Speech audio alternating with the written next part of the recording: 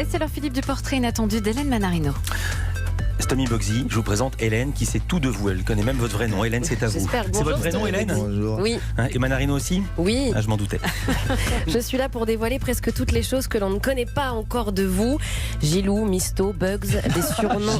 Gilou. C'est mignon, Gilou. Les surnoms n'en finissent pas. Finalement, vous avez toujours fait de votre vie un véritable théâtre de jeux de rôle, inspiré par James West, Goldorak, Sankukai, Cobra. Excellent. Le premier personnage que vous avez créé, c'est Boris le Loup.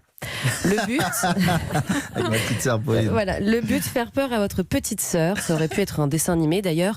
Une petite sœur que vous gardiez régulièrement, vous l'ameniez partout, notamment au centre commercial, pour aller briquer, comme on dit, avec vos amis.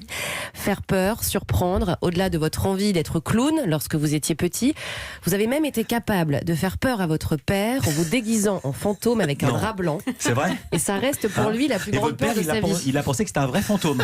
Il était en train de regarder, je crois que c'était LCI ou je sais pas quoi. Il regardait quand il avait commencé à avoir les changements de chaîne, c'est la 5, la 6, et il Ouais. restait toute la nuit. Avant, il y avait que 3 chaînes. Ouais. Il restait tout le temps, il est resté toute la nuit. Il lui rendait fou, ma mère. Je suis rentré avec un drap blanc la nuit comme ça. Explorateur aussi parfois. Vous n'hésitiez pas à tenter plusieurs expériences. Alors attention, comme ce jour où vous avez pris 2 moules pour les cacher dans les pieds d'une table pour qu'elles puissent faire des enfants. J'ai rien compris. 2 moules, des moules. Des moules animales, la moule? Ouais, une moule. Et vous êtes caché dans les pieds d'une table. Parce que dans les pieds de table, il y a des cachettes. Vous y êtes Ouais, allé à moi, il y fond. avait ça. Ouais. Vous avez mis de l'eau. Bon, surprise ratée parce que votre expérience a été découverte à cause de l'odeur nauséabonde qu'il y avait sous la table. Tout vous inspire, mais il y en a un qui dépasse tout. À moi la vie d'artiste, on peut porter des gilets de soie, de gros diamants presque à tous les doigts. Pinocchio, c'est votre idole, Tommy Bugsy, Pinocchio. Vous en avez encore acheté un il n'y a pas si longtemps. Enfin, c'est plus grand coquin. J'adore Oui. le Pinocchio. Exactement, mais c'est voilà. grand coquin. Et ce titre, la vie d'artiste que vous avez toujours rêvé en séchant les cours, en apportant votre radiocassette pour smurfer pendant les pauses, toujours des textes à la main, des carnets, prendre le bus avec vos grosses enceintes, vos platines pour vous évader et composer dans une salle nommée les Vignes Blanches. Alors oui, Pinocchio, mais vous n'êtes pas un menteur. Enfin, vous êtes capable de faire croire quand même n'importe quoi, comme ce jour où vous aviez donc le crâne rasé, un journaliste vous a tout simplement confondu avec Nicolas Anelka, le footballeur. Qu'avez-vous dit? Non, ce n'est pas moi. Non, vous n'avez pas dit ça. Vous avez répondu en vous prenant pour Nicolas Anelka. C'est bien. C'est bien, hein? Ça devait être une bonne interview. Ah bah ouais. Vous avez joué le jeu en tout cas.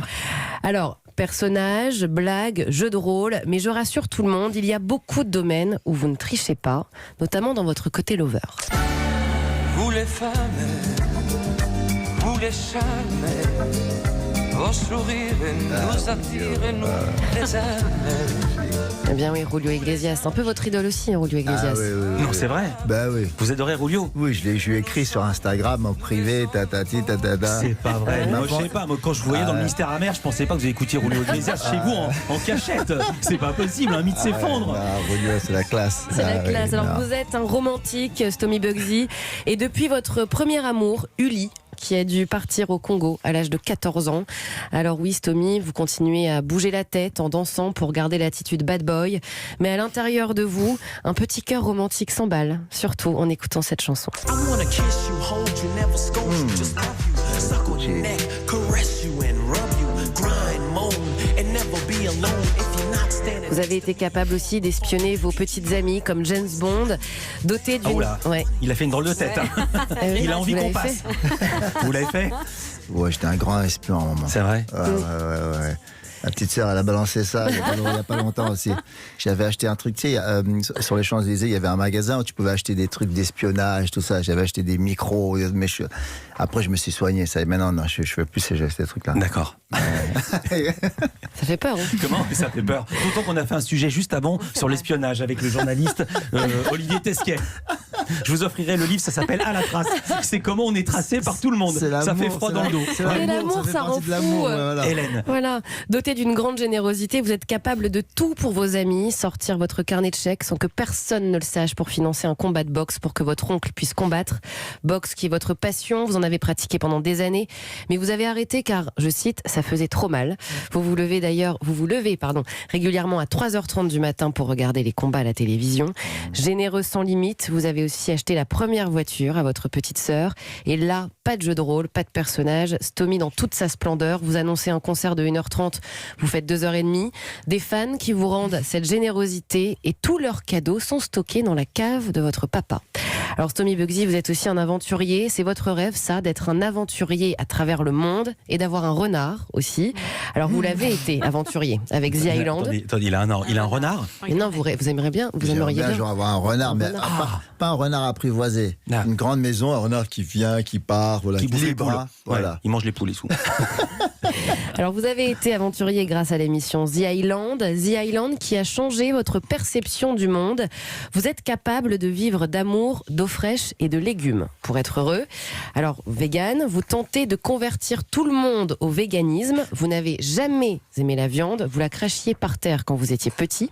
Et alors attention, vous avez une liste de fruits et légumes qu'il faut ou pas manger. Que des petites bananes, par exemple. Oui, en fin de compte, il y a des hybrides Ouais. et des pas hybrides. Si vous achetez des bananes, il faut acheter les petites. Si vous achetez les tomates, il ne faut pas acheter les rondes, il faut acheter les longues ou les petites. Parce qu'en fin de compte, il y a un taux d'acidité dans les légumes qui ont été transformés. Et c'est ça qui nous donne des maladies. Bon, plus la viande que les légumes. Ouais. Mais sinon, j'ai toute la liste de tous les légumes qui ne sont pas hybrides. C'est ça qu'il faut manger. Pas de nectarine, par exemple. Oui, faut prendre entre pamplemousse et orange, les oranges, les mandarines, non. Voilà, les mandarines, ça a été transformé et ainsi de suite. Il y a plein d'aliments comme ça. Il y a la clémentine aussi. Une liste que vous n'oubliez pas, bien ancrée dans votre tête. Et pourtant, Stomy, vous êtes complètement tête en l'air. Vous êtes capable de prendre votre scooter avec votre valise, poser votre valise le temps de mettre votre casque, prendre votre scooter et partir en laissant donc cette valise sur le trottoir. Pierre Richard. Voilà, il est là. Ça, c'est David qui a balancé. Ouais. Et vous avez récupéré la valise ou pas? Ou elle est toujours là-bas? Non, je suis arrivé 20 minutes après, la valise était encore là. Ouf. Aucun sens de l'orientation. Vous avez beau savoir qu'il faut aller à droite pour sortir de votre loge. Vous le savez depuis des années, mais vous allez toujours à gauche. Alors d'ailleurs, Stomy Bugsy, avant de monter sur scène, vous avez besoin de détente, de concentration, exercice de respiration. Vous avez un coach qui vous galvanise, Aurélien. La première de votre pièce, c'était lundi. Les gens étaient en train d'entrer dans la salle. Il y avait encore les coups de pinceau, le décor qui n'était pas monté. Il y avait encore le bruit de la perceuse. Mais peu importe, vous n'avez rien lâché. Vos dernières larmes, c'était à la fin de la représentation. Parce que vous avez une seule angoisse, ne plus être à la hauteur. Votre source d'inspiration, vos enfants. Aujourd'hui, vous rêvez aussi d'avoir une petite fille. Alors ce n'est plus mon papa à moi est un gangster, mais mon papa à moi, il est rappeur, compositeur, metteur en scène, acteur, mais surtout libre. Merci Hélène, merci, bravo. Hélène, très joli portrait. Vous êtes reconnue? Ah oui, totalement. Ah oui, il y a des vrais dossiers. C'est vrai? Et je n'ai pas tout dit. Il va de la vengeance. Elle va tout dire dans la 3e partie. Non, je plaisante, vous restez avec nous. C'était très... Ça m'a attendri.